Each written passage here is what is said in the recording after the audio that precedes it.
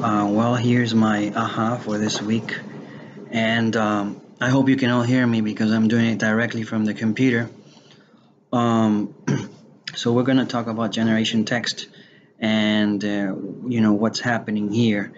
Um, anyway, so to start, I think the first question was, so what are the overall thoughts?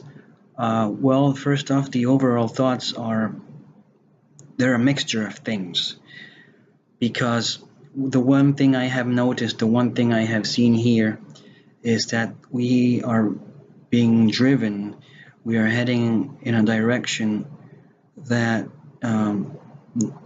never before humanity was heading, and really it's a really big shift. The way things are heading when it comes to the net geners or generation text.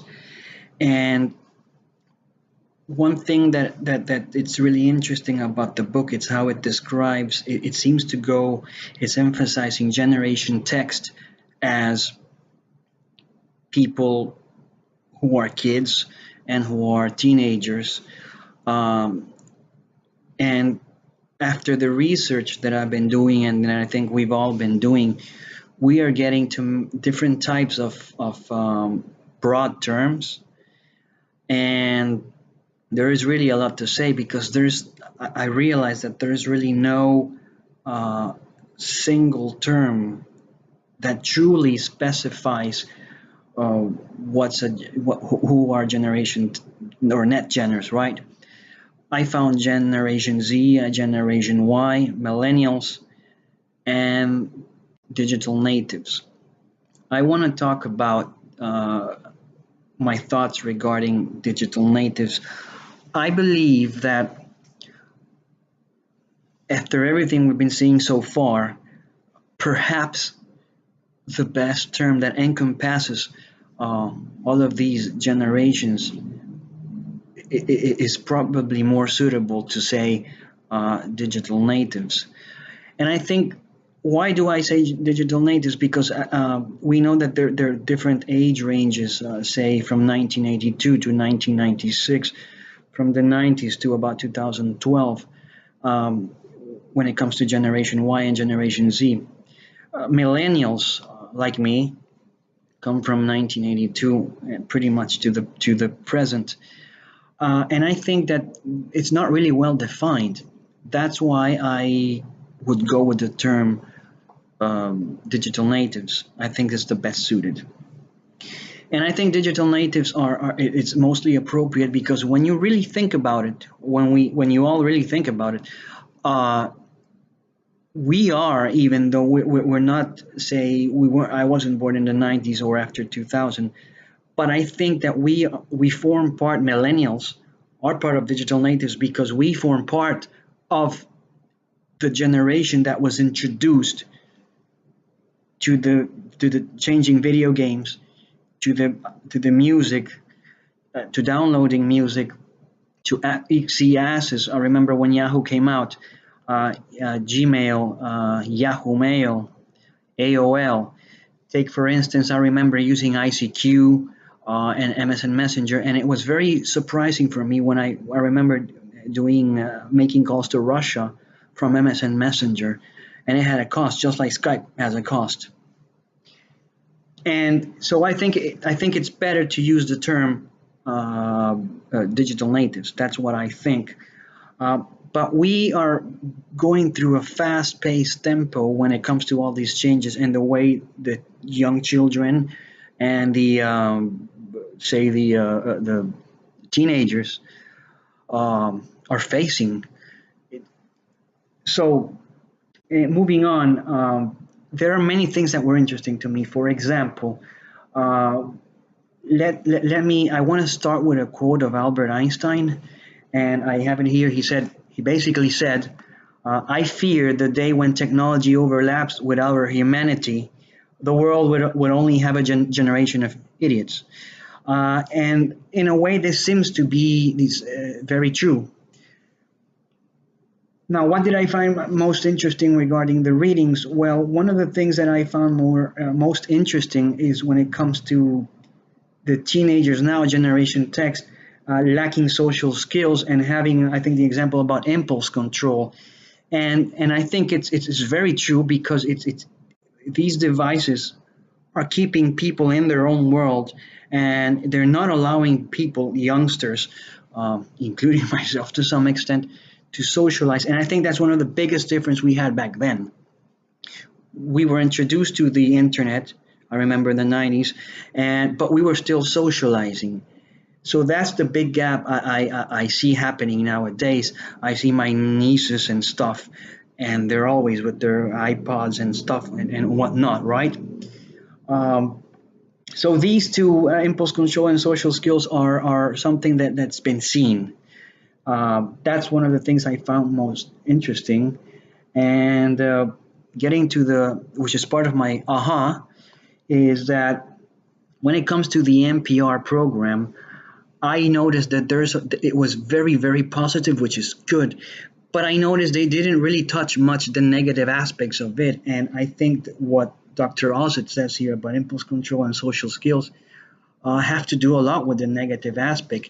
And another negative aspect I see about it is that parents are not. It seems like parents are not really taking control over what their children are doing, which is which is really sad. And I feel fortunate enough that my parents did have control. I mean, they bought me a Nintendo, and later on, I think like we had not the Super Nintendo, the one like two consoles after that. I can't remember very well. I have a PlayStation 4 now, but that's a different story. So that's the thing that I consider very strange, because they emphasize positivity. I do agree with the positive aspects because these aspects say a lot. Children are gathering more information, which makes their brain think more and become very active. And they're not limited to only TV and the newspapers, like in the case of our fathers and mothers. So in that way, it's opening the brain more. I agree with the NPR program when it said that they are more open to real conversation. I think this is true. I think this is absolutely true. Sorry, and that's a positive. But the big negative, which I think they didn't focus on, was on the time being spent and parents not really balancing. It's about balance, and they're not balancing that time uh, to socialize more with their teens and with their children. The second aha that I found interesting was actually in the book on page 17, and it said it was about modeling down. I found this very, very interesting with modeling down because he says here, I have three children, and my oldest son, 26, got his first cell phone when he was 17, and so on. This is happening a lot. So I want to make an analogy here. Say the 17-year-old gets a phone, then the 9-year-old sees that and he's going to want the phone as well. And then parents are giving in. And I think that's the mistake many parents are doing. I don't see why they should give in. Again, there's a lack of balance there. The analogy is about the beer. Here, the legal age to drink beer technically is not respected, but it's 18. What happens? The person, say the same circumstance, you give a beer to someone in the States who's 21, they can take the beer when they turn 21, right? But you can't give that beer to someone who's 11. So we can use that analogy in response to technology and devices. Maybe you can give the older son, the older teenager, a good iPad or whatever it may be, but that doesn't necessarily have to be given. The same thing does not need to be given to the 11-year-old, for example. And that's where again balance is not there, because parents are lacking more control. And I think that's one of the biggest issues that was not touched on the NPR. And this modeling down is a very good example that Dr. Ozit explains to us, because it's the same thing. That's why I made the analogy about the beer. how can you be giving your 12-year-old just because your 18-year-old got this present? He will want it, and that's where parents are lacking. Of course, the other thing is that we cannot deny that because of the changing world, parents are more busy now. Both of them have to work, and so they are trying to find a balance in giving in to kids and give them everything they want. But that's the mistake. So I think that was a thing. Those are my two ahas.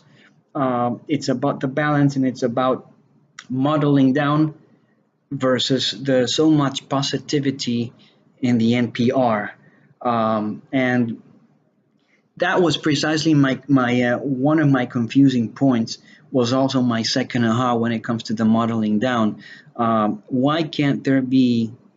Why can't parents allocate time to open up to their children and use more discipline and make them understand that there are some things they can access and some things they can't. Take for instance, when it comes to a little kid, instead of giving him the latest phone, you can give them a cheap phone only to make phone calls, say to bring him from school or something like that. I think that's fine. I didn't have that, but things worked out really well. Um, so basically, that wraps it up with my two ahas and what I think it's good and what it's bad. I'm open to your feedback. One more thing about the future to this, I'll end it here. When it comes to the future, kids are learning. They got this technology, teenagers and kids. I'm an ESL teacher. I haven't practiced for 2 years now, but hopefully I will get back to it. And one of my fears regarding the net generation when it comes to English learners or any language in particular, I think that it's positive that they get all these tools because it'll help their learning. It enhances their learning. But I fear that a lot of jobs as for ESL instructors like me and others in the world, we might be losing jobs because of this technology. So it's sort of something that needs to be investigated. If how are jobs going to be affected with this new net generators coming in and having all the information right there as compared to the old school style. So anyway, thank you so much, and I hope to get some of your opinions.